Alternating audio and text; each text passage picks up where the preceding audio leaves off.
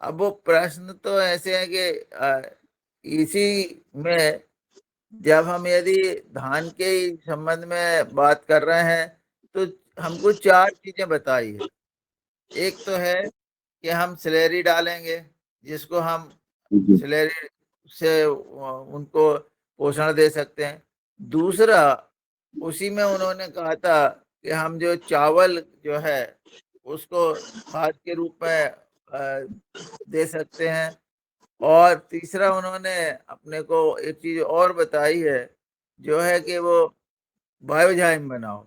अब ये तीन चीजें जो है वो हमें उन्होंने बताई है कि भाई ये तीन चीजें जो है आप कर सकते हैं।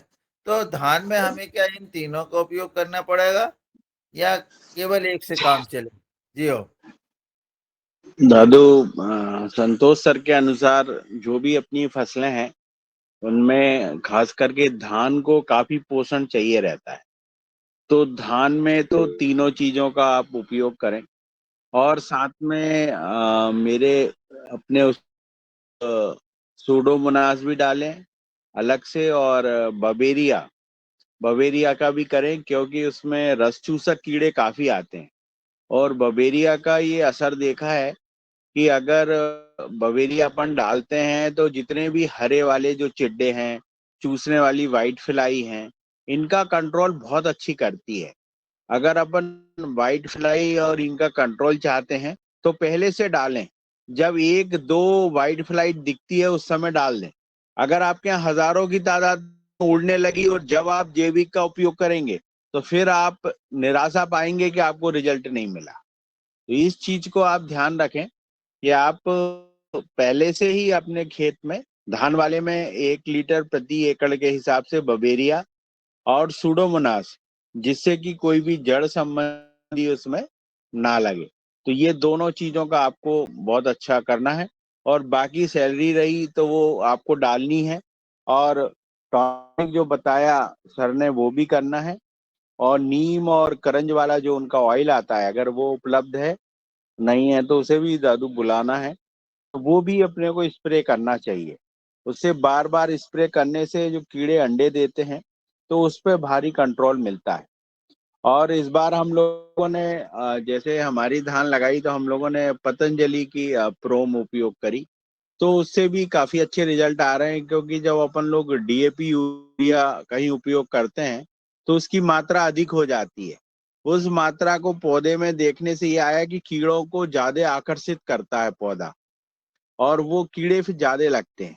और अगर न्यूट्रिशन बराबर दिया जाए, एक प्लांट की, आज संतोष सर से क्वेश्चन था कि एक प्लांट की खुराक कितनी होती है। भाई खाने में जैसे अपन लोग अगर एक चपाती खाते हैं और 10 दे दी जाए तो 10 थोड़ी खाएंगे, अपन तो साइड में रख देते हैं। ऐसे ही अपना पौधा की खुराक कितनी है, कितना खाता है, वो संतोष सर जी से आज समझना था। तो वो बड़ा महत्वपूर्ण क्वेश्चन था एक। तो उसमें कि भाई हमारे जो पौधे हैं, मान लो हमारे जैसे हमने अभी मान लो कि हल्दी लगाई, तो हमारा 10,000 पौधे आ रहे हैं लगभग एक एक। तो भाई एक पौधा हमारा कितनी खुराक चाहिए, उसको क्या खुराक में उसको चाहिए और कितनी खाना चाहिए। तो इस तरीके से अगर अपन लोग खुराक डिसाइड कर दें खेत की, तो काफी कुछ हद तक कंट्रोल पाएंगे। अभी तो किसान क्या होता है कि जैसे थोड़ा सा फसल पीली दिखी तो यूरिया मार देता है, और कुछ भी पौधे में कमी दिखी, अब उसमें क्या न्यूट्रिशन की कमी थी या क्या थी, वो चीज। और इसके साथ अगर अपन लोग जैसे 1 एकड़ में 2 लाइव ट्रैप भी यूज करते हैं तो उसके रिजल्ट भी बहुत अच्छे हैं कीड़े मकोड़े कंट्रोल करने के लिए। तो वो लाइव ट्रैप भी अपने को कम से कम 2 उपयोग करना चाहिए। कल मैं जब रघुवंशी भैया के फॉर्म पे गया था तो उन्होंने कुछ लाइव ट्रैप, करीब 50 लाइव ट्रैप लगा रखे। मैंने देखा सारे भरा गए, वो एक भी लाइव ट्रैप खाली नहीं था। और उसमें करीब 1-1 किलो पंखियां, जो कि अंडे देने वाली पंखियां थी, वो उसके अंदर कैद थी। तो ये कंट्रोल जो है वो काफी अच्छा इसका भी देखा लाइव ट्रैप का। लाइव ट्रैप तरफ भी अपने को थोड़ा सा बढ़ना पड़ेगा, और उसकी जो भी सस्ता से सस्ता विधि हो। अपने इसमें 2 अतिथि आ चुके हैं, अभी एक और लाइट ट्रैप वालों से बात चल रही है, अगर वो आएंगे तो उनको भी बुलाया जाएगा, उनका लाइट ट्रैप काफी अच्छा है। तो ऐसे धीरे धीरे करके ये इसका जो जैविक पद्धति से कंट्रोल है वो अपन लोग कर पाएंगे।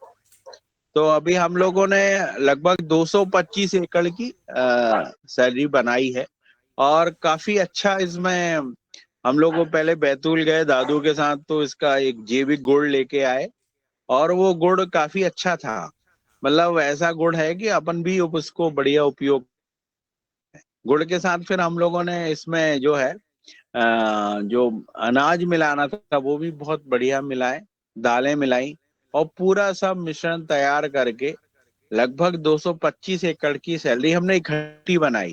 हमने सोचा कि बार बार बनाने से तैयारी होने में दिक्कत होती है, तो एक ही बार क्यों ना बना ली जाए। जो हम लोग अपनी 100 एकड़ जमीन में यूज करनी है तो 2 बार उसको 3 बार यूज करेंगे और इसको आगे बढ़ाएं।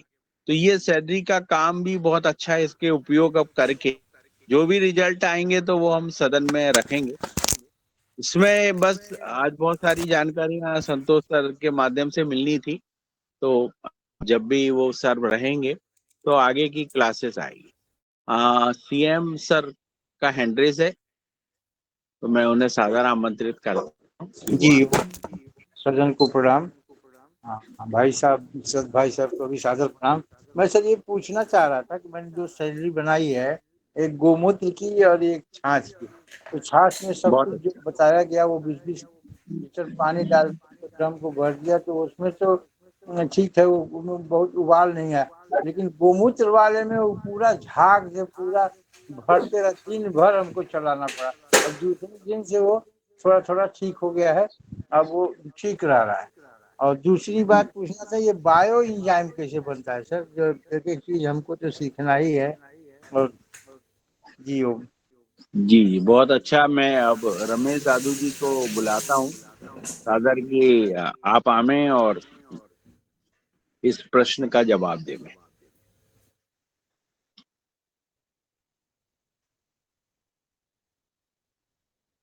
रमेश दादू। ओम बायोजाइम जो है ये हमको बताया है उन्होंने कि बायोजाइम में हम अ, अनुमान के अनुसार उन्होंने कहा है कि 150 ग्राम काला पाउडर, जिसको हम RLF कहते हैं, रूट लीफ और फ्रूट तीनों पर ये काम करता है। और 150 ml हमको CDMM, यानी कि जो हमें नीम आयल, करंज आयल है, ये दोनों लेना है। और इसको लेकर के सर्वप्रथम हम इनको जो है 1 लीटर पानी में अच्छी तरह से घोल लें। और इसको घोलने के बाद बायोजाइम भी ये जो बनेगा वो 1 एकड़ के लिए बनेगा। और इसको जो है फिर हम जो है काला पाउडर जो पीने योग्य रहता है उसमें जो है हमको नवधान आटा भी मिलाना है। और इस तरह से इसको तैयार करेंगे। तो जो छिड़काव के लिए हम करते हैं, इसे छिड़काव के द्वारा भी दे सकते हैं, फ्लड इरिगेशन के द्वारा भी दे सकते हैं। इसमें क्या होता है, एक चौड़े मुंह की बाल्टी हमें लेना है, नवधान आटा लेना है, मीडिया लेना है, और CDMM। अब इनको ½ किलो RLF, मतलब वो जो पहले हमने बनाया वो एक अनुमान था। अब ये एक एक एकड़ के लिए जो अपन बनाएंगे उसमें ½ किलो RLF काला पाउडर, 2 किलो नवधान आटा, 100 ml CDM लेना है। सर्वप्रथम आटे और पाउडर को अच्छी तरह से मिश्रण कर लेना है। और इसके बाद 100 ml CDM लेकर उसे 5 लीटर पानी में घोल लेना है। यह मिश्रण जब बनता है तो सफेद दूध की तरह दिखाई देगा। उस पानी को हमें मिश्रण में धीरे धीरे डालना है और उसे एक चम्मच के द्वारा बहुत अच्छी तरह से, अच्छा जैसे अपनी जो शादी विवाह में जो हम मक्खन जैसे जो खाते हैं उस तरह से इसको बना लेना है। और उस तरह बना करके इसको 8 दिन के लिए रख देना है। फिर इसे 200 लीटर पानी में घोल करके या 100 लीटर पानी में घोल करके इसे छिड़काव के द्वारा या पानी के द्वारा दे देना है।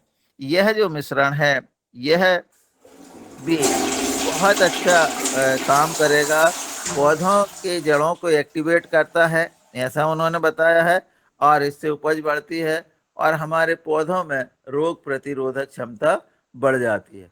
तो ये, और जो इसमें जो हमारे पुराना पड़ा हुआ खाद है उसको अपटेप करने की भी क्षमता पौधों में बढ़ जाती है। जी हो। तो इस तरह से बायोजाइम में काला पाउडर, नवधान आटा और CDMM, ये 3 चीजों की आवश्यकता होती है। जी हो। तो जी इसमें आपने मात्रा नहीं बताई, ये नवधान्य आटा कितना लेना है? 2 किलो 1 एकड़ अच्छा। के लिए। और नीम आंवला करंज पाउडर 1-1 लीटर, मेरे पास वो तेल रखा हुआ है, तो उसको जी 1 लीटर पानी में और बढ़ा देंगे? हाँ, देखो उन्होंने आधा किलो तो आपके पास यदि वो काला पाउडर है वो तो हम्म चाहिए ही चाहिए है, और हम्म 2 किलो जो है हमारा काला पाउडर, और अपन ने जो नवधान आटा लिया उसको सूखे में ही बहुत अच्छी तरह से मिला लिया। आधा लीटर मिला, RLF काला पाउडर और 2 kg नवधान आटा को मिला लेंगे।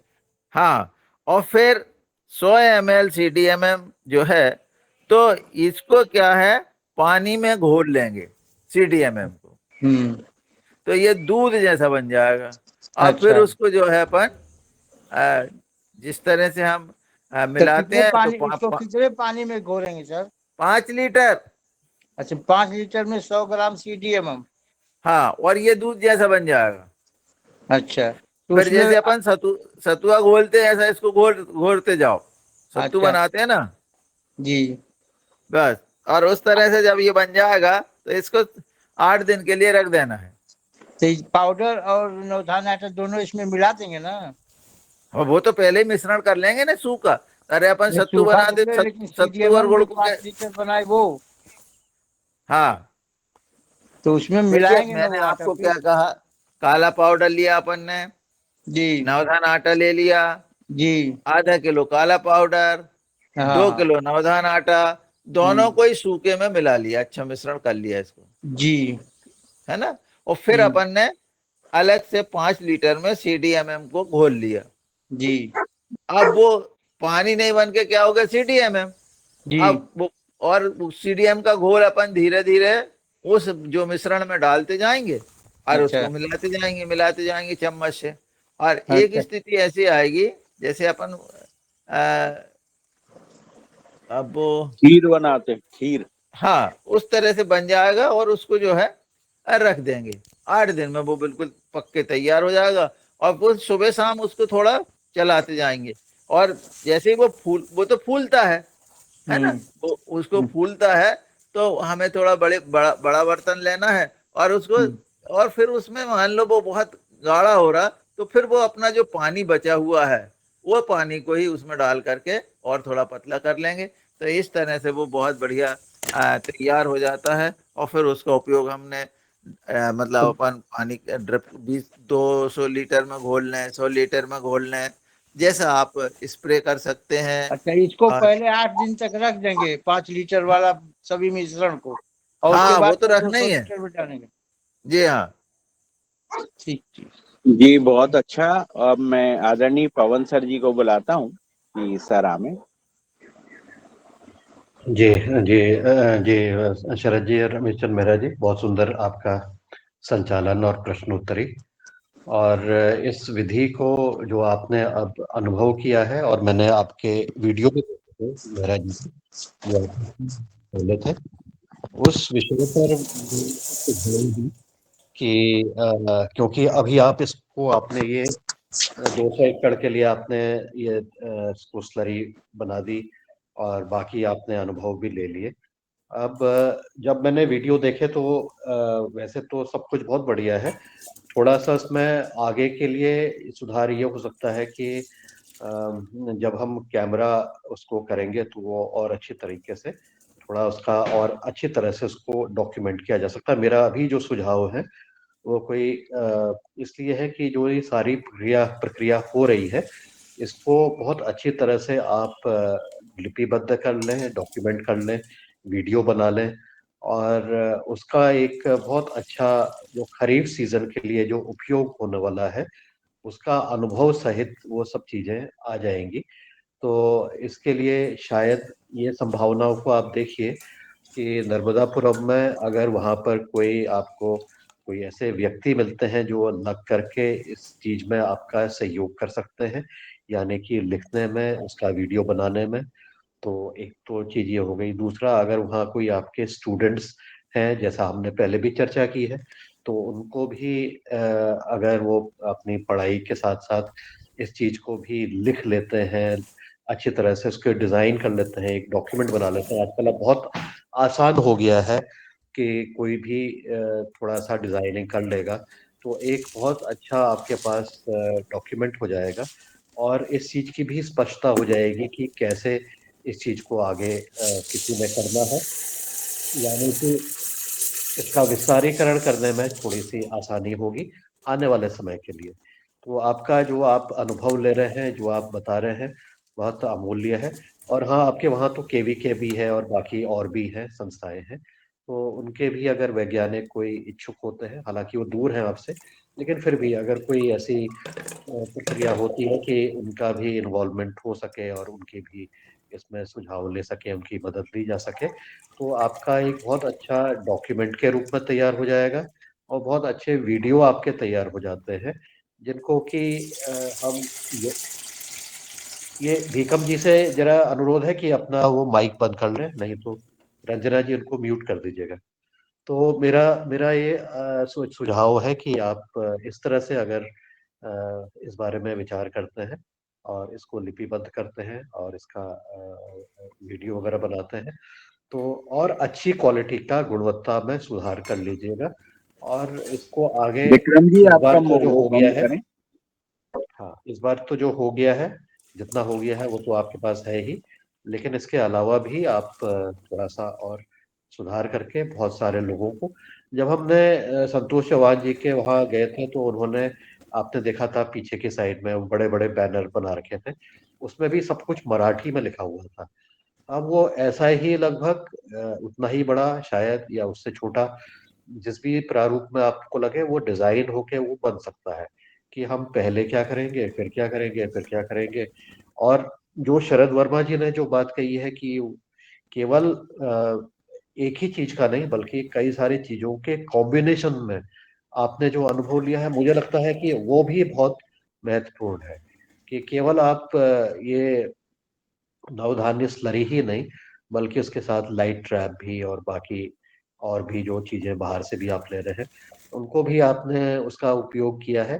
तो इस सबके कॉम्बिनेशन का क्या प्रभाव पड़ा, इसके बारे में भी आप जरूर अपने अनुभव बताइएगा, और उसको कहीं ना कहीं डॉक्यूमेंट जरूर करिएगा, अपना वीडियो के बना के ही आप इसको अलग से 2-3 मिनट का वीडियो आप बना सकते हैं इस चीज पर भी। तो कहने का मतलब ये है कि अलग अलग विषय पर अलग अलग वीडियो समय के अनुसार उन सबको एक साथ ही एक ही चैनल में एक प्लेलिस्ट के रूप में संकलित किया जा सकता है, जिससे कि कोई भी उसको देख करके आगे विस्तारीकरण में वो अपना अनुभव ले सकता है और उसका उपयोग कर सकता है।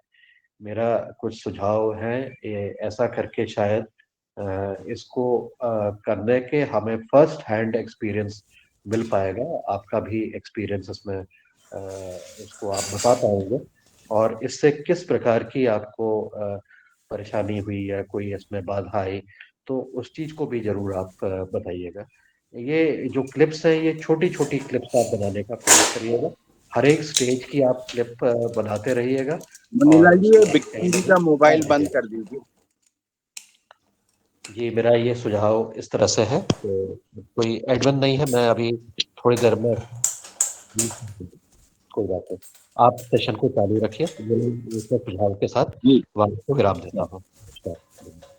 जी सर ओम बहुत सर, निश्चित रूप से जो आपने कहा, अभी क्या है कि हम लोग ऐसे ही चलते फिरते वहां पर जो लोग थे उनके सामने हमने एक बना लिया था। अब हम उसको और विधिवत बनाएंगे, और जिस तरह से उसमें देख रहे हैं कि एक आदिवासी बहन जो है वो मेरे साथ काम कर रही हैं, कुछ बाहर से लोग भी आ रहे हैं, पानी गिर रहा है या कीचड़ हो रहा, ये सब ऐसी स्थिति है।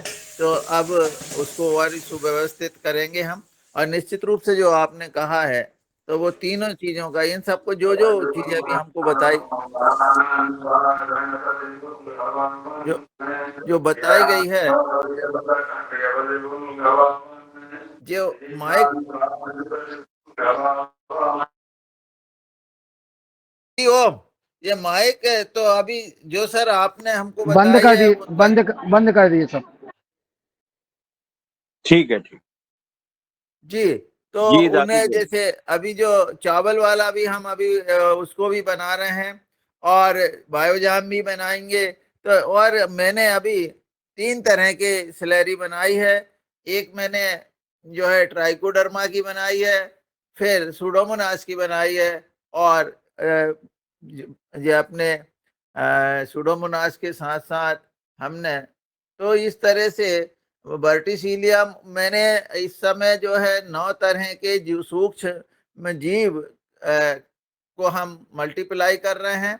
वर्टिसिलियम है, और अभी हमने सल्फर भी लेके आए हैं। तो मैं आपको 2 चीज और बता दूं कि इनके जो बढ़ाने के जो करते हैं, उसमें अलग अलग मीडिया लगता है।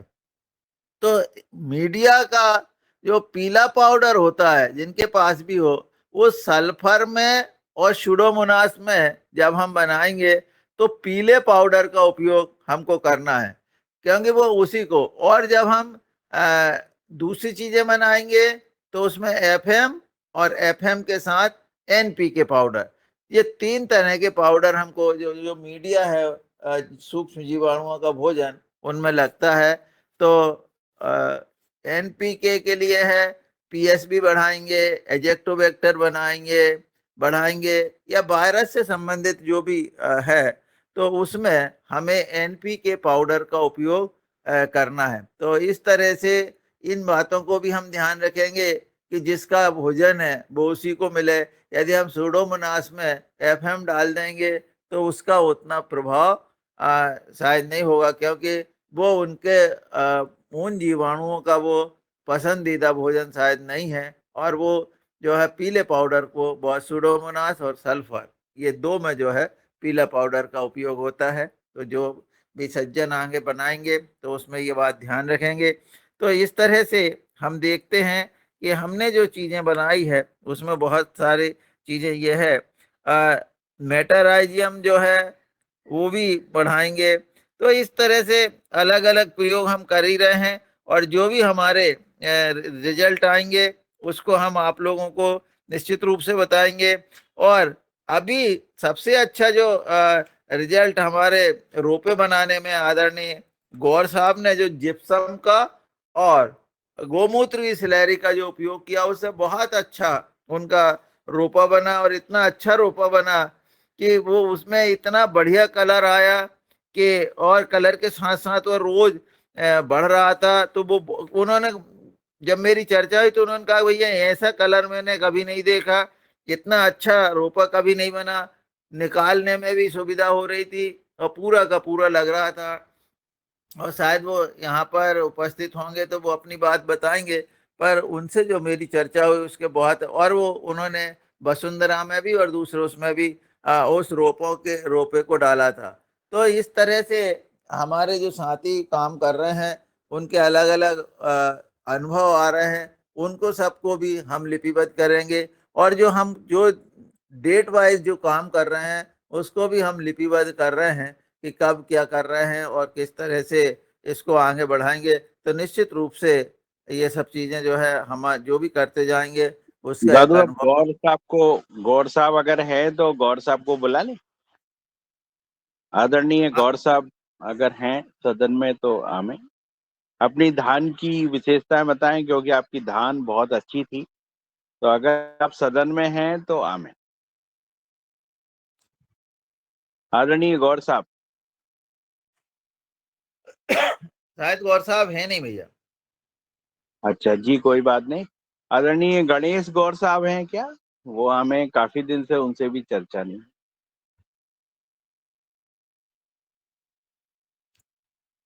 शायद इस वो भी नहीं है। समय खेती का काम बहुत उस पे चल रहा है और बहुत मुश्किल से खुले हुए समय मिलते हैं। इस समय धान लगने का काम बहुत जोरों पे चल रहा है और इस समय धान लग रही है। अब मैं नारायण भाई साहब को बुलाता हूँ कि उनका क्या काम जैविक में चल रहा है, तो वो बतावें। नारायण भैया। जी ओम, सदन को सादर नमन। सभी साथियों को बहुत अच्छी चर्चा चल रही है अपनी। कल मैंने एक सैलरी बनाई है इसकी, ट्राइकोडर्मा की सैलरी बनाई थी मैंने कल, जैसा दादू ने बताया उसी प्रकार मैंने बनाई है सैलरी। और मैं एक बेवेरिया की ओर बनाना चाहता हूँ। भैया बेवेरिया मिल जाएगा वहां पे अपने लिए क्या? जी मिल मिल जाएगा। जाएगा। जी जी जी जी।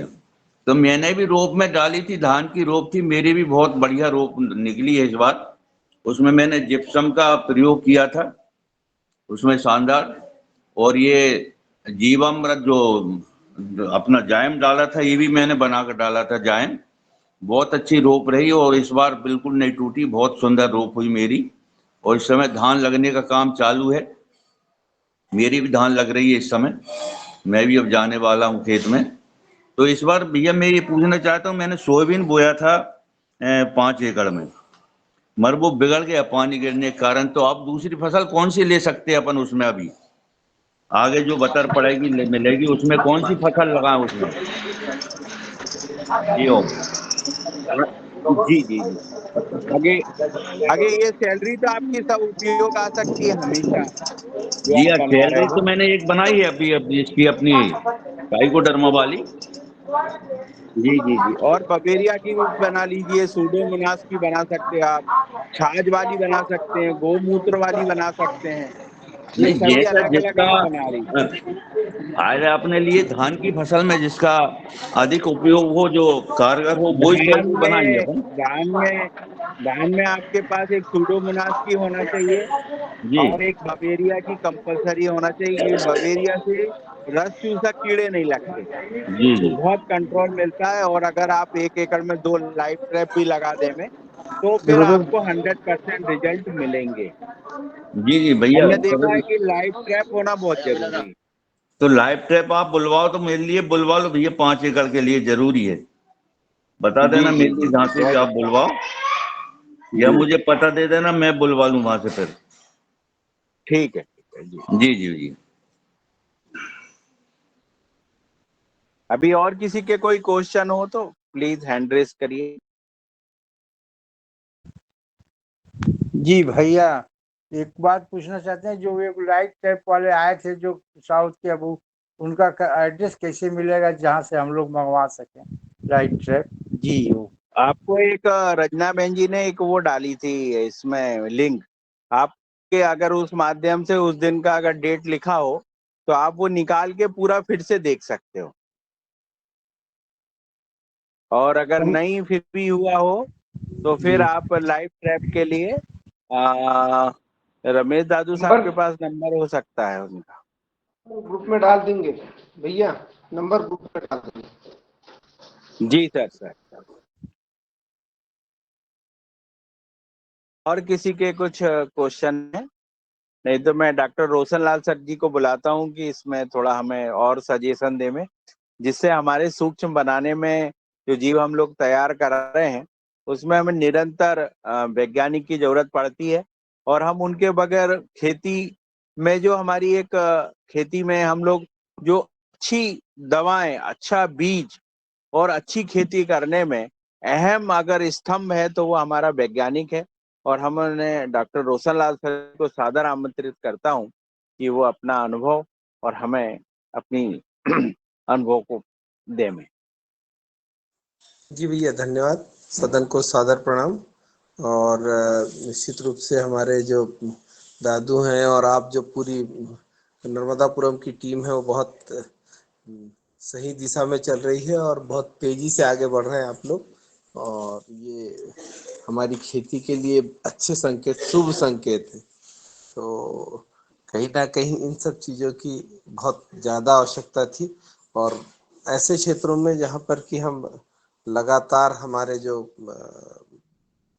पेस्टिसाइड का उपयोग बढ़ता जा रहा है, तो निश्चित रूप से वहाँ पर जो आप कार्य कर रहे हैं तो ये बहुत, क्योंकि बहुत बड़े क्षेत्र में हो रहा है और वहाँ पे आपने जो दिया जलाया है तो वो निश्चित रूप से आगे बढ़ेगा, क्योंकि अभी पूरे अगर नर्मदापुरम की बात करें तो बहुत काम करना बाकी होगा। ऐसा आप समझ सकते हैं वहाँ की स्थिति को, जो क्षेत्रीय स्थिति को। एक थोड़ा सा एक चीज और थोड़ा सा करिएगा भैया, जिससे अभी आपने प्रोम लिया है और ये स्लरी का उपयोग कर रहे हैं, तो एक जो आपका कोई भी एक छोटा सा एरिया हो, आधा एकड़ का कोई एरिया, जिसमें बिना स्लरी के आप सिर्फ प्रोम के रिजल्ट थोड़े से थोड़ा सा एरिया अगर छोड़ सकते हो, बहुत थोड़ा एरिया, जी तो उसमें थोड़ा सा इसके रिजल्ट भी देख लीजिए कि सिर्फ प्रोम डालने के बाद क्या हमारे मतलब जो स्लरी के वो हैं, जो मतलब सिर्फ प्रोम के रिजल्ट कैसे हैं।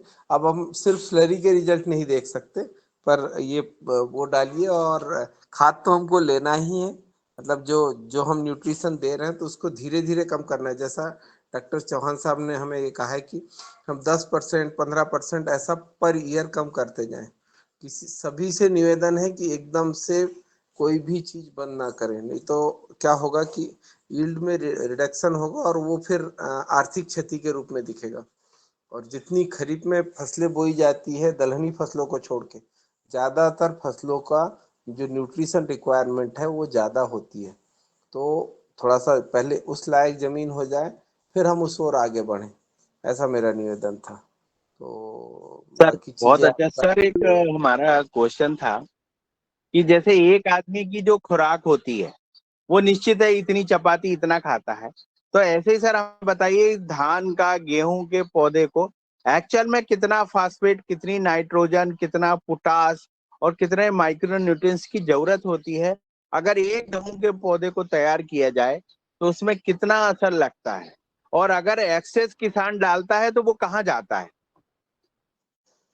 जी भैया, ये बहुत अभी इस पे मतलब बहुत मैं भी देखूंगा, पर अभी इस पे बहुत ज्यादा काम नहीं हुआ है, क्योंकि जो पर प्लांट निकालना, किसी हर हर क्रॉप का अलग अलग निकालना, एक दो क्रॉप का हो सकता है मिल जाएगा डेटा, पर हर क्रॉप का, क्योंकि जो बहुत ज्यादा कमर्शियल क्रॉप होती है उस पर सबसे ज्यादा काम होता है, चाहे कंपनियां हो, चाहे सरकार हो, चाहे दूसरे जो हमारे शासकीय संस्थान हो।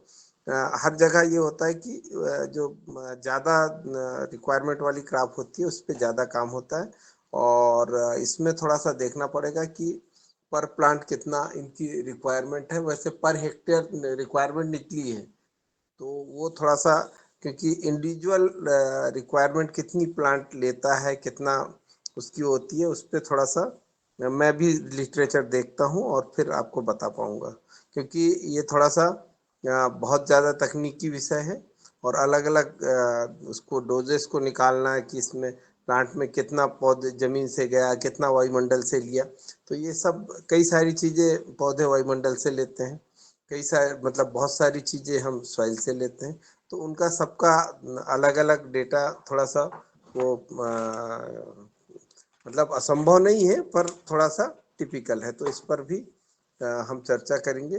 तो मैं पहले थोड़ा अध्ययन कर लूंगा, फिर आपको बता पाऊंगा। जी ओम सर। सर सर अच्छा, और आपकी बहुत महत्वपूर्ण हमें जानकारियां मिलती रहती हैं, और हमारी खेत की पैदावार बढ़ाने में आपकी बड़ी अहम भूमिका रहती है। अब मैं आदरणीय पवन सर जी को बुलाता हूं कि सर का हैंडल है। सर आमे पवन सर जी। जी जी जी, बहुत बढ़िया। डॉक्टर रोशनलाल जी ने जो बात कही है बहुत ही मैं उसी को आगे जोड़ते हुए मेरा जो मैंने अभी एक किताब मैं पढ़ रहा था, और ऐसी मेरी नज़र उसमें पड़ी, तो उसमें हर एक प्लांट का, काफ़ी सारे प्लांट्स का एक्सट्रैक्शन के जो ट्रायल्स हुए हैं, न्यूट्रिएंट एक्सट्रैक्शन के जो डेटा है वो उसमें आया हुआ है। मैं उसको आज फिर से देखते हुए मैं उसको आपको व्हाट्सएप करूंगा, पैडी को ध्यान में रखते हुए, धान को ध्यान में रखते हुए। तो आपको वो जो है उसका, और ये सॉइल साइंटिस्ट थे कि उन्होंने इसकी किताब ही लिखी है इसके ऊपर। तो आपको मैं उसको भेजता हूँ, आप भी उसका अध्ययन करिएगा, और फिर उसके उसमें जो सीख मिलती है, हमें हमने न्यूट्रिएंट कितने डाले और हमने न्यूट्रिएंट्स कितना एक्सट्रैक्ट किया प्लांट ने, वो उन्होंने उस डेटा को निकाल रखा है अलग अलग उसका। तो अब इसकी जो कड़ी, इसमें जो प्रश्न अभी पूछा गया था, शायद उसके कुछ आंसर उसमें से मिल जाए। दूसरा जो चीजें मुझे अच्छी लगी और वो ये था कि आपने 1 एकड़, आधा एकड़ के जो प्लॉट्स को खाली रखने की बात कही है कि उस प्लॉट में किसी भी तरह का ट्रीटमेंट नहीं किया गया है, मतलब उसमें कोई चीजें नहीं डाली हैं। उसमें जो सामान्य विधि जो की गई है, यानी कि आपने वो एक्सपेरिमेंटल ट्रायल का एक खाका खींच लिया है। मुझे लगता है कि एक बहुत अच्छी अपॉर्चुनिटी है कि इसी चीज को जरा से अगर कर लिया जाए इस तरीके से कि 1 एकड़ में, आधे एकड़ में इस तरह के जो ट्रायल का जो प्रारूप रहता है उसमें एक दोनों का जितनी भी पद्धतियां हैं इनका अगर कंपैरिजन हो जाता है और उसका डेटा रख लेते हैं तो बहुत अच्छा ग्राउंड लेवल पर जो काम हो रहा है उसको डॉक्यूमेंट करने के और उसको अनुभव लिखने के लिए एक बहुत ही first class research oriented note भी आप बनाने की तरफ आप बढ़ सकते हैं। इसमें और भी अगर वैज्ञानिक हैं उसमें भी अगर वो रुचि लेते हैं तो उनके साथ लेते हुए इसको लेखन का कार्य वैज्ञानिक दृष्टिकोण से किया जा सकता है। मैंने अभी सुझाव दिया था वो ये था कि किसान के दृष्टिकोण से उसने क्या अनुभव किया, उसके लिए आप शरद जी और मेहरा जी और बाकी जो किसान हैं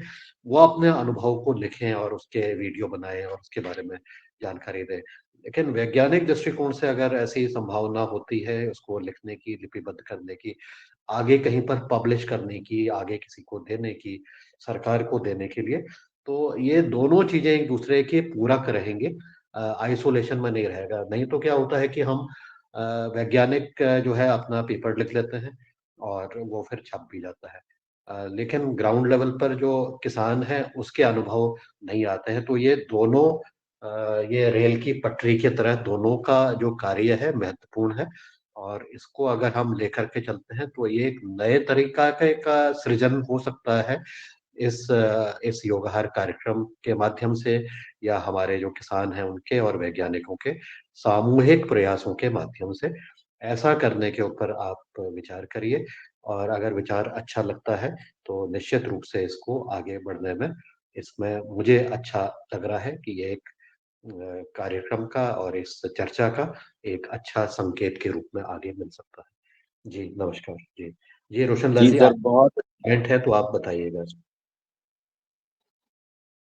जी सर, बहुत सर सुंदर बहुत आपने मार्गदर्शन दिया है। निश्चित रूप से अगर हम इस तरह का चूंकि हम लोग कृषि विज्ञान केंद्र में भी हम फार्मर्स फील्ड पे वो मतलब इस तरह के ही वो करते हैं और जो हमारे रिसर्च सेंटर है उसमें तो हाँ सिर्फ सेंटर पर होता है, पर कृषि विज्ञान केंद्रों का यही काम है कि वो किसानों के खेतों पर अपने ट्रायल्स डालते हैं। तो ये एक एडाप्टिव ट्रायल होता है कि जिसमें किसान के उसमें होता है। तो ये चूंकि ये जो नई हम बात कर रहे हैं, कई सारी हम नई चीज़ों को उपयोग कर रहे हैं और हमारे साथ ये एक थोड़ा सा एक वो जुड़ा होता है कि हम वही चीज़ों को प्रयोग कर सकते हैं किसानों के यहाँ जो ऑलरेडी ट्राई मतलब जिनको वेरीफाइड हो चुकी है, जिनका जिनका वेरिफिकेशन हो चुका हो कि वो टेक्नोलॉजी ऑलरेडी प्रूव है। तो प्रूवन टेक्नोलॉजी को हम किसानों के यहाँ रीजन स्पेसिफिक टेस्टिंग करते हैं।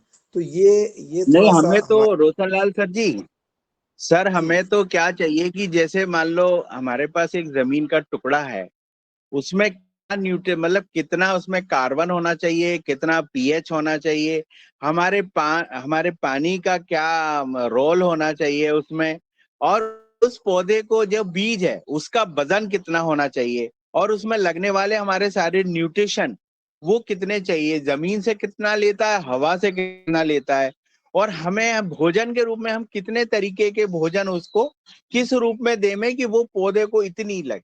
वो सारी चीज का सर एक हमें कैलकुलेशन चाहिए कि हमें कितना डालना चाहिए। हम तो क्या सर, जैसे पीला देखा तो फिर उठा के यूरिया डाल दिया, कीड़े लगे तो उठा के दवा डाल दी। तो सर हमें पता तो रहे किससे क्या। मान लो आप हमें ये बता दोगे कि भैया ये वाली इल्ली का अंडा भी आप 15 दिन पहले अंडा मार सकते हो, तो वो आपकी सर अंडे मारने की जो दवाएं हैं वो मात्र आधा ml 1 ml में मर जाता है। लेकिन जब हम आंखों से इल्लियां देखते हैं उस समय जब डालते हैं तो हमारा पावर बहुत बढ़ जाता है। हम लोग उन दवाओं का ज्यादा अधिक मात्रा में उपयोग करते हैं। तो हमारा कहना है सर कि हमें वो अंडा देखने की विधि सिखाएं कि वो अंडा कब इल्ली का आ गया, वो पीरियड भी तो रहता होगा ना सर कि वो अंडे से इल्ली बनी। तो वो अंडे वाली में कौन सी दवाएं काम करेंगी, क्या नीम का तेल उतना इफेक्टेड है हमारा। तो वो चीजें सर आपसे हमें बहुत गहराई से समझनी है, और वो चीजें सर हमें बताइए। अगर हमारे किसानों को साथ साथ में हमें अगर अंडे पे इल्लियों को कंट्रोल हम सीख जाएं और हम सही ढंग से ये लाइव ट्रैप और ये लगाना सीख जाएं, तो मेरे ख्याल से सर कोई इल्ली नहीं है जिसको हम कंट्रोल नहीं कर पाएंगे। और हमारे जमीन में ज्यादा उत्पादन में जैसे बीज है, तो बीज 1000 दानों का वजन कितना होना चाहिए, तो हमारे सभी लोगों को पता हो कि भैया इतने दानों का वजन इतना है, उन दानों को ही आप सोइंग करें तो फिर हमारी पैदावार ज्यादा आएगी। हमारे जमीन का पीएच और हमारा कार्बन और बाकी हमारी सारी न्यूट्रिशन वो कितने कितने चाहिए सर, तो फिर वो हमारा ये काफी कुछ तक हल होगा। और सर ये आपसे ही आशा है कि हमारा ये सदन और आप मिलके ये समस्या को दूर करेंगे। जी भैया, बड़े बड़े गूढ़ प्रश्न करते हैं आप। निश्चित रूप से ये मतलब एक जो किसान की जो अंतर्मन में जो चीजें होती है और जो वास्तव में उसको सोचना चाहिए, वह आप सब चीजें सोचते हैं। तो निश्चित रूप से देखिए, जैसा कि अभी आपने ऑर्गेनिक कार्बन का बोला, सॉइल प्रॉपर्टी का बोला, तो ये सारी चीजों में हमको बहुत सारी चीजें हमारे कंट्रोल में नहीं होती। मतलब हम सॉइल की प्रॉपर्टीज चेंज नहीं कर सकते, तो हमें वहाँ नहीं जाना है। हमें पानी की प्रॉपर्टी चेंज नहीं कर सकते, हमें वहाँ नहीं जाना। हमें हमें जाना है कि हमें सॉइल ऑर्गेनिक कार्बन कैसे बढ़ाएं। तो इसके जितने भी तरीके हैं, हमको इसको जितना ज़्यादा ले जा सकते हैं, 1 से ऊपर होना चाहिए, इसका जरूर ध्यान रखें। अगर 1 से ऊपर हो जाए तो हम ये मान के चलते हैं कि हम 1 से ऊपर अगर हमारा सॉइल ऑर्गेनिक कार्बन है, तो हमारी ज़मीनें अच्छी है और हम उसमें हमारी खेती को अच्छे से कर सकते हैं। ठीक है। दूसरी बात, उसमें जो पेस्टिसाइड लेवल है, वो भी एक महत्वपूर्ण रोल है, क्योंकि अभी कहीं मतलब ऐसा कोई टेस्ट नहीं होता कि हमने जितना पेस्टिसाइड डाला है तो उसमें अब कितना बचा हुआ है। तो ये रेसिड्यू लेबोरेटरी का एक पार्ट होता है, जिसमें जैसे डॉक्टर संतोष चौहान साहब जैसे नेशनल केमिकल लैब जो है पुणे की, वहाँ पर वो उस पर काम करते थे। तो ये रेसिड्यू का एक अलग लैब होती है, थोड़ा सोफिस्टिकेटेड लैब होती है। तो वहाँ पे हमारे जो, क्योंकि हम जो भी डाल रहे हैं, जैसे अभी आप अपने जितनी स्लरी बनाई है, सारे सारे चीज़ें आप उपयोग कर रहे हैं, तो कहीं ना कहीं जो आपने पहले चीज़ें डाली है या अभी भी आप जो इंसेक्टिसाइड पेस्टिसाइड यूज़ कर रहे हैं, तो वो कहीं ना कहीं इनकी पॉपुलेशन को अफेक्ट करते हैं। तो ये भी एक फैक्टर है, क्योंकि या पहले जो पड़ा हुआ है उसके जो रेसिड्यूज हैं वो किस तरह से प्रभावित कर रहे हैं। तो ये भी हमको देखना होगा कि ये चीज़ें हम उपयोग कर रहे हैं तो इससे कितना हमको मतलब फायदा मिलेगा। तो धीरे धीरे ये चीज़ें जो हमने पीछे उपयोग किए हैं उनके प्रभाव कम होंगे और हमको बेनिफिट ज़्यादा मिलेगा। और जैसा कि सर ने अभी बताया था कि जो प्लांट एक्सट्रैक्ट के, तो इसके इसके इसके हैं कि प्लांट एक्सट्रैक्ट जो है, मतलब जो लीफ से हम जो मेच्योर्ड लीफ होती है उससे प्लांट की एनालिसिस करते हैं, और उससे ये पता चलता है कि इस पौधे में जो पोषक तत्व है वो कितने कितने परसेंट है। तो इससे कैलकुलेशन हम थोड़ा सा उसको किया जा सकता है कि कितनी इसकी पौधे की रिक्वायरमेंट है। तो इस पर भी मैं थोड़ा सा मैं खुद अपना अध्ययन वो करूँगा। निश्चित रूप से सर ने मुझे एक वो दिया है, ये प्लांट एनालिसिस का जो पार्ट है, उससे हम पौधों की रिक्वायरमेंट का पता लगा सकते हैं कि इतना पौधे में है तो उसको आवश्यकता कितनी होगी। और दूसरी बात आपने ये कही है कि हम जो अंडे की किस समय हम करें, तो ये एक बहुत बढ़िया वो है, इंटीग्रेटेड डिसीज मैनेजमेंट या इंटीग्रेटेड पेस्ट मैनेजमेंट। हम एक्चुअली में क्या है, हम केमिकल पेस्ट मैनेजमेंट को ही अपनाते हैं। तो ये इंटीग्रेशन का मतलब है हम हर चीज की बात करते हैं उसमें, मतलब समन्वित कृषि, जो समन्वित रोग या समन्वित कीट प्रबंधन। तो इसमें हम जब बात करते हैं तो इसमें हम फसल की जुताई से शुरू करते हैं, और जुताई से फसल की जुताई करते समय हमें किस तरह की सावधानी रखनी है, फसल के मतलब अगर हमारे पेस्ट का इन्फेस्टेशन है तो गर्मी में कब जुताई करनी है। उसके बाद उसमें जो बीज बो रहे हैं तो बीज किस तरह का हो, उसमें बीज में बहुत सारी रेजिस्टेंट वैरायटी आ रही है। अगर हमारे क्षेत्र में किसी तरह की एक पर्टिकुलर पेस्ट का अटैक हो रहा है, जैसे अभी इसमें आपका कई सारी धान की वैरायटी है, ये रेजिस्टेंट वैरायटी भी आ गई है धान में, जो स्टेम बोरर रेजिस्टेंट है, बीपीएच रेजिस्टेंट है। तो इस तरह की भी किस्में हमारे बीच में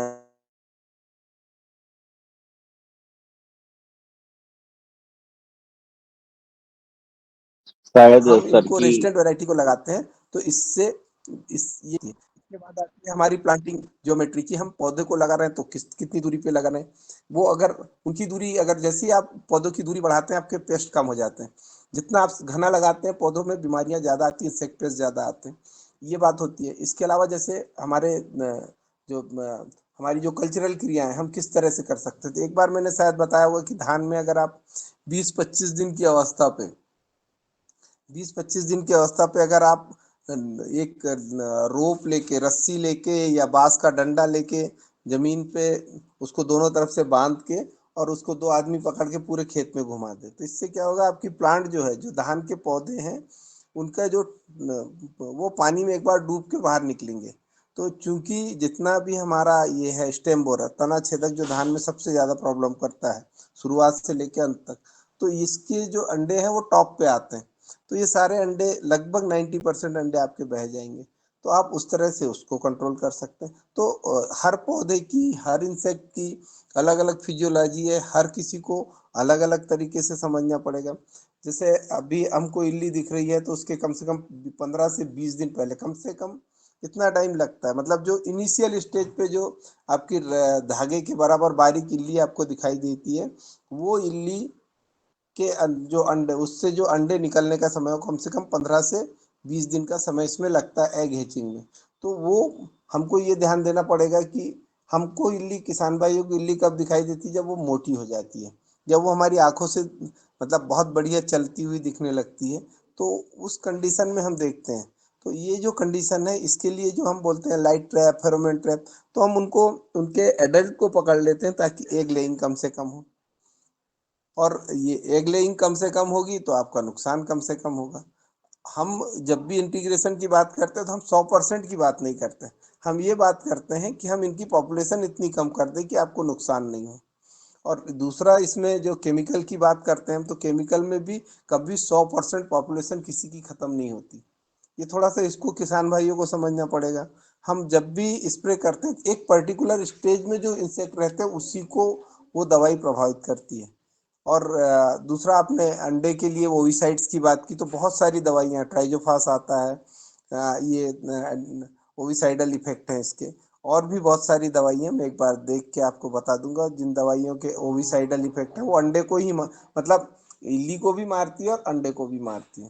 तो इस तरह की दवाइयाँ, अब हमारा किसान क्या हो गया कि वो, उसको बहुत हाई पावर की दवाई चाहिए, मतलब कम पैसे की अगर दवाई है तो उसको ऐसा लगता है कि ये उपयोग नहीं करेगी, पर इस वस्तु स्थिति ये है कि वो सही समय पे उपयोग नहीं करता, क्योंकि जहर तो जहर है। अगर हम ट्राइजोफास मार रहे हैं या आपका इंट्रानिलिप्रोल मार रहे हैं, क्लोरिंट्रानिलिप्रोल मार रहे हैं, तो वो दोनों के मतलब वो थोड़ी सी तेज है, उसका वेटिंग पीरियड ज्यादा है, पर अगर सही समय पे अगर हमने ट्राइजोफास मारा है या क्लोरपायरीफास मारा है तो वो भी आपको प्रभाव देगी। तो ये बहुत सारी चीजें हैं। जी भैया।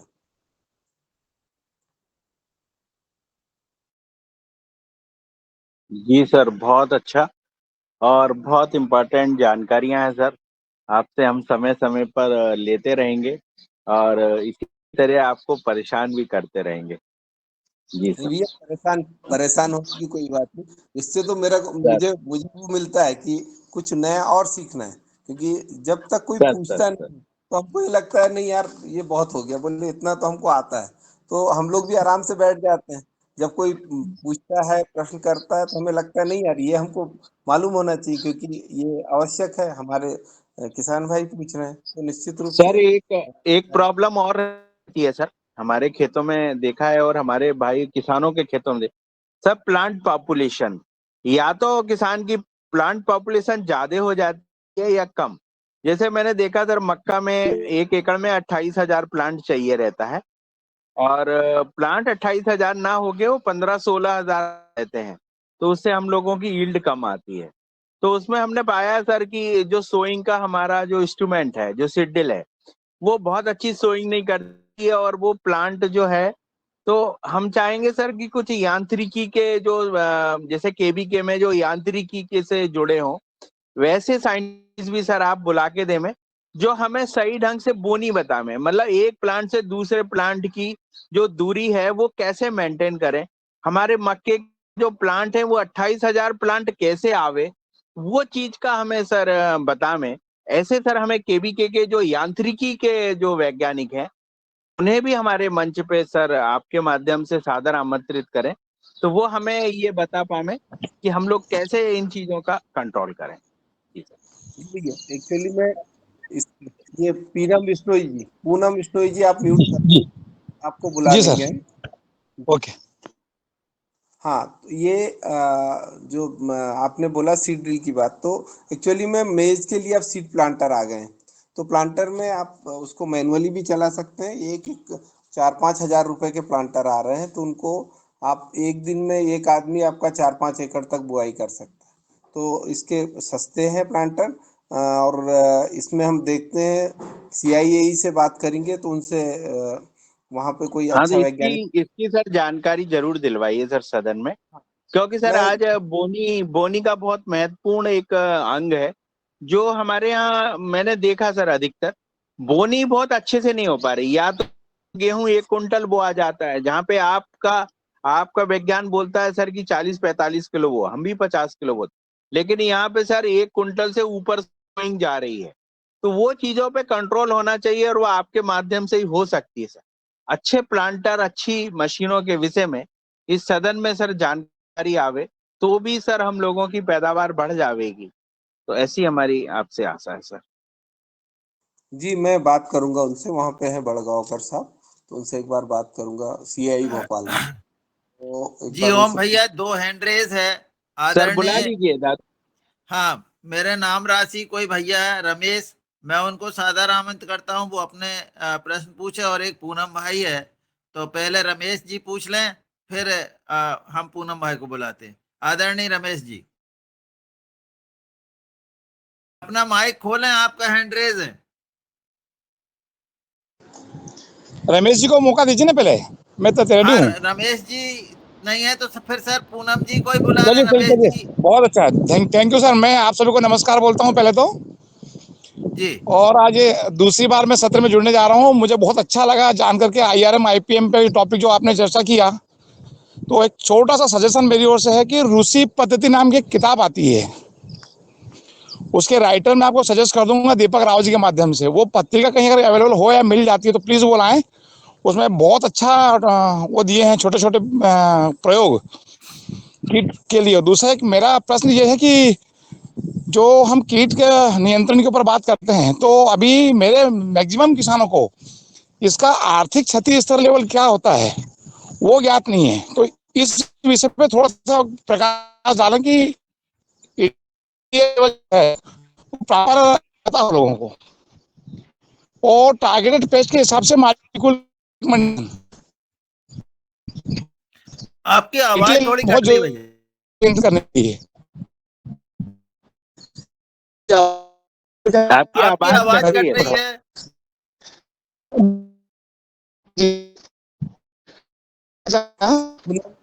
पूनम जी आवाज नहीं आ रही। पूनम जी आपकी आवाज कट रही है। वैसे जो आपने सजेशन दिए हैं कि वो जो दूसरी उसकी बात कर रहे हैं, तो उसे भी हम देख पता करते हैं। और दूसरा ये जो आपने जी ETL की बात की है, इकोनॉमिक थ्रेशोल्ड लेवल, आर्थिक क्षति जी स्तर किलो का, तो ये जी हर किलो का अलग अलग होता है, और उसको थोड़ा सा समझना पड़ेगा आपको। उसके ऊपर एक अलग से एक पूरा पूरा कि इस ये कीड़ा है, इसका प्रति मीटर कितने कितने कीड़े होना चाहिए, तब वो आर्थिक क्षति स्तर होगा। तो ये इसको इसको अलग से समझना होगा, अलग से वो करना पड़ेगा। तो निश्चित रूप से जी ये हमारे किसान भाइयों के लिए थोड़ा सा हम तो मतलब एक मोटा मोटा हिसाब, क्योंकि हर आदमी कीड़ों को गिन नहीं सकता कि भैया चलो 1 मीटर, एक रनिंग मीटर में कितने कितने कितने कीड़े हैं, पर प्लांट में कितने एफिड्स हैं। तो ये क्या होता है कि ये बड़ा साइंटिफिक विषय है।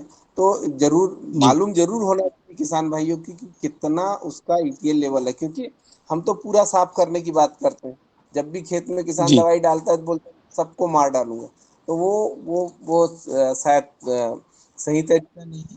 तो इस पर भी हमारे जो किसान भाई हैं वो आगे बात करेंगे और प्रयास करेंगे कि कोई और एंटोमोलॉजिस्ट को भी एक बार इस तरह से जो इसके लिए हम आईपीएम पे आईडीएम पे हम उसके लिए भी वो करेंगे कि वो और तरीके से चीज़ों को रखें, जो ईटीएल लेवल है उस पर बात करने के लिए। जी जी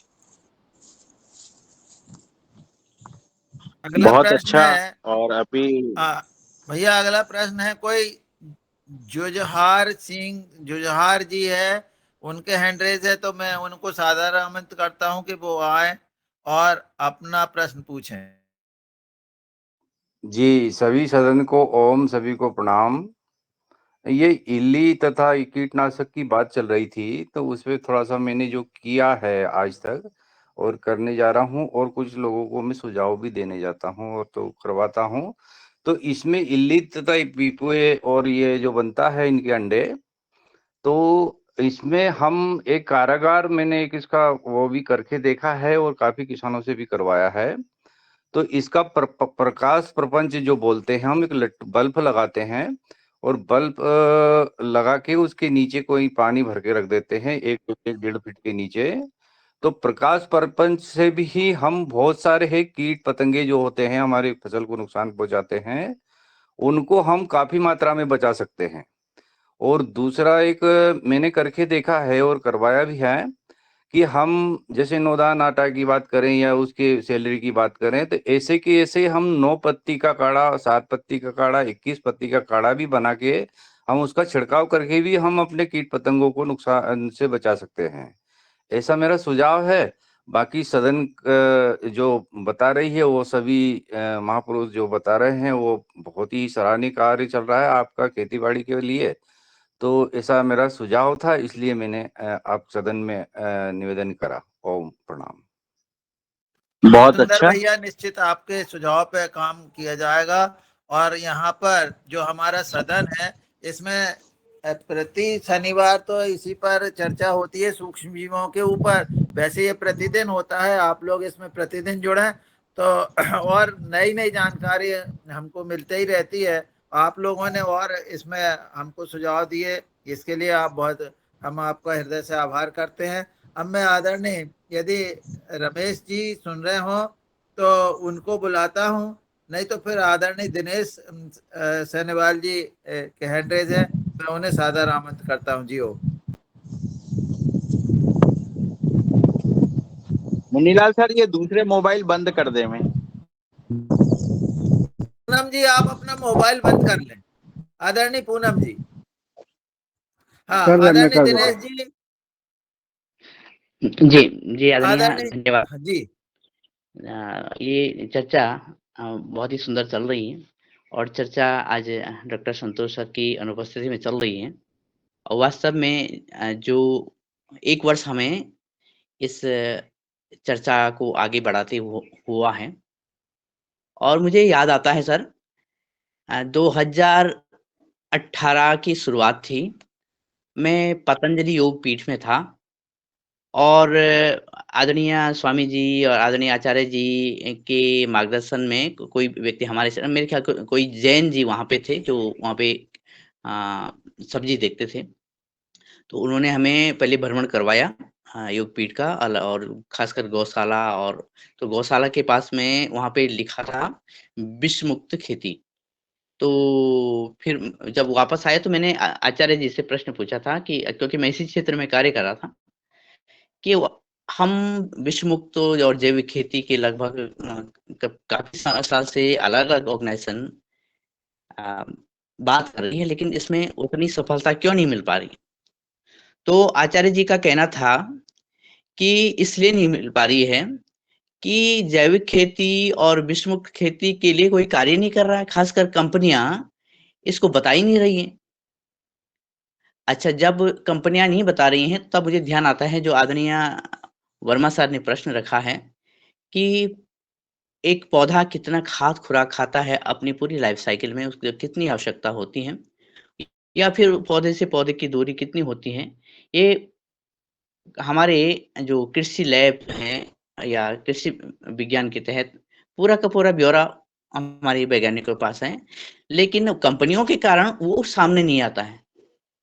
और कब से हमें आज़ाद हुए बहुत समय हुआ, बहुत सारे रेवोल्यूशन हमारे पास आए और इस रेवोल्यूशन में एक ही बात छुपाई गई कि जो बात सबसे आवश्यक थी। लेकिन ये जो 1 वर्ष का कार्यकाल इस सत्र का रहा है, ये अपनी सफलता इस तरह से दे रहा है कि आज किसान पूछ रहे हैं कि भई हमारा जो पौधा है, उसके पालन-पोषण के लिए हमें वास्तव में कितनी खाद खुराक चाहिए, कितने न्यूट्रिएंट्स चाहिए, ये बहुत भी मैं रिलेट कर पा रहा हूँ आचार्य जी की उस बात से।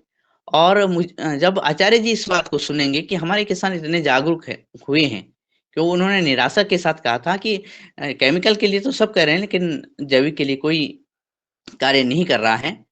तो ये हमारा एक इम्पैक्ट है पतंजलि का, योगपीठ का, पौरी का और योगाहार का, कि किसान जागरूक हुए।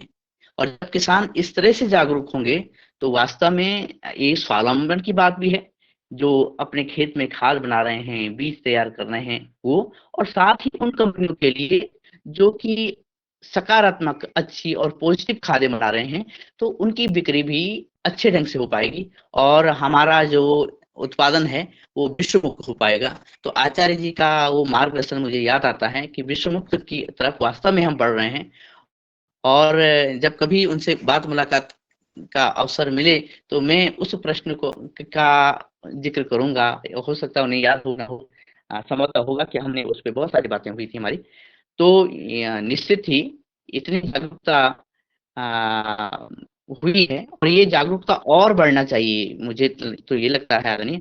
और अलग-अलग माध्यम से, अलग-अलग अब जैसे आदरणीय पवन सर भी कहते हैं कि इसके ब्रांचेज हों, ऐसी जागरूकता को आगे बढ़ाने की। 2 सहूलियत हमें मिलेगी, 3 सहूलियत मिलेगी।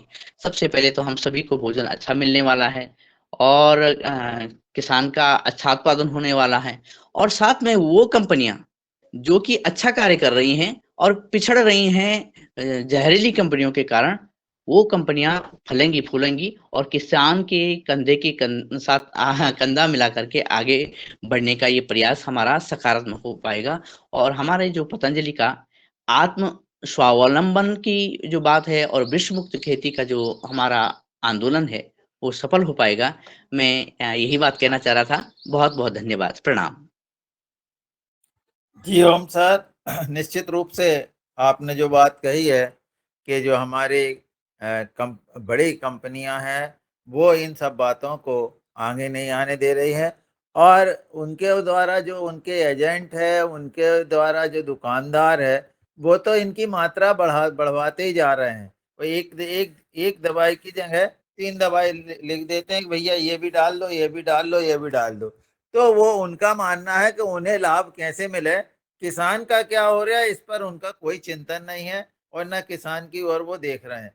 तो निश्चित रूप से अब स्वयं किसान इस तरह से, आदरणीय हमारे पूनम जी है, जोरार जी हैं, या जो रमेश जी जिन्होंने हैंड रेस किए हैं वो हैं, तो ऐसे लोग सब मिलजुल करके अपने अपने अनुभव जब शेयर करेंगे तो निश्चित रूप से बहुत फायदा होगा। और मैं आदरणीय दीपक राव जी और उनकी टीम को भी सादर आमंत्रित करूंगा कि वो भी इसमें जुड़ें और अपने वो उनके यहाँ भी बहुत दिनों से काम चल रहा, वो भी बताए। और उन्होंने जो जिप्सन हमारे यहाँ हमारे साथियों को दी है, उसके रिजल्ट बहुत अच्छे रहे हैं। वो तो उसमें ही दिख गए हमारे मतलब जो हमने रोपा बनाया उसमें हमारे साथी उसको बहुत मतलब उसकी बढ़ाई कर रहे हैं कि इसका बहुत फायदा हुआ। तो निश्चित रूप से ऐसे जब अनुभव एक दूसरे के मिलेंगे और वो किसानों के अनुभव मिलेंगे, जैसा कि लैब के संबंध में जब किसानों ने अपनी लैब महाराष्ट्र में बनाए तो वहां पर एक किसान को देखकर दूसरे, दूसरे को देख के तीसरे, इस तरह से अब किसान को और किसान के बच्चों को ये लग गया कि नहीं भाई हम भी कुछ कर सकते। और जब मैं भी अपने यहाँ जब ये काम कर रहा हूँ तो बहुत सारे बच्चे आ जाते हैं, वो देखते हैं क्या कर रहे हैं, क्या बना रहे हैं, कैसे बना रहे हैं, इस तरह के प्रश्न पूछते हैं। तो उससे निश्चित रूप से उनके मन में, बड़े नहीं तो छोटे बच्चों के मन में तो ये जिज्ञासा है कि ये क्या कर रहे हैं, क्यों गुड़ को घोर रहे हैं, क्यों ये आटे को ऐसा कर रहे हैं। तो इस तरह की चीजें जब उनके मन में भी पहुंचेगी तो निश्चित रूप से वो भी कुछ देखेंगे और उनके जो भी मतलब हमारा परिणाम आएगा उसको भी देख करके निश्चित रूप से लोग जुड़ेंगे। और अब ऐसा हो रहा है। जियो दादू, ये शरद भैया जी, भैया ये बोल रहे थे आपकी जो प्लांट पॉपुलेशन है ये अभी कितना 28,000 रख रहे हैं? जी सर। आप तो पाउडर के लिए लेते हैं ना? हाँ, पाउडर के लिए सर। हाँ, तो आप रख सकते हैं। वैसे मतलब अगर उसके लिए लेते हैं तो आप एक भुट्टे में कितना दाना उम्मीद करते हैं, कितने ग्राम सूखने के बाद? सर 200 ग्राम तो आना चाहिए कम से कम। 200 ग्राम कम से कम ना? हाँ, तो मतलब ये 500 ग्राम तक आ जाता है। तो हम इसको 250 ग्राम भी अगर माने, 200-250 ग्राम, तो अगर आप 18,000 भी लेते हैं या मतलब आप जितना आपका है 28 से 14,000 भी लेते हैं तो 14 दूनी मतलब आपका 28 से 30 क्विंटल करीब प्रति एकड़ उत्पादन आ जाएगा। और जैसे मतलब जो मेन वो है कि हमारा प्रति भुट्टे जो ग्रेन आ रहा है वो कैसे कितना आ रहा है। तो अगर आप 18-20 हाँ, हजार मैच्योर्ड भुट्टे सर एक से नहीं आ पाते, जो भुट्टे रहते हैं। हाँ, तो क्या होता है ना, उसमें लगभग 5,000 भुट्टे की जो संख्या होती है वो छोटे आते हैं सर अपनी साइज से। और कुछ जो अपन बहुत अच्छे हाइब्रिड्स यूज करते हैं तो उनके तो ठीक आते हैं थोड़े। ओपी वैरायटी में सर कम ज्यादा हो जाता है। ओपी में थोड़ा सा मतलब वेरिएशन आता है। और दूसरा ये जो हमारा स्पेस है उसको भी थोड़ा सा अगर हम मेंटेन करें तो इसमें थोड़ा सा हमको, क्योंकि मतलब स्पेसिंग मेंटेन करके अभी क्या हो रहा है कि हमारे यहाँ जो है कुछ लोग अभी छिंदवाड़ा में 3 फीट पे भी, और कुछ तो बोलते हैं कि 4 फीट पे लगाएंगे, पेयर और ड्रो में लगाएंगे, 2 रो एक साथ लगाएंगे, उसके बाद फिर 4 फीट का स्पेस, फिर दो रो 1 फीट की दूरी पे, मतलब पेयर रो का। तो वो भी, उस पर भी लोग काम कर रहे हैं। तो ये प्लांटिंग सिस्टम भी, मतलब हम ज़्यादा पौधे लगाने से उत्पादन नहीं बढ़ता, इसको किसान भाइयों को समझना पड़ेगा। हमारे किसान भाई इस पे थोड़ा सा ये है। तो अब समय भी बढ़ रहा है तो अपन फिर चर्चा करेंगे। जी दादू, आगे बढ़ाएं।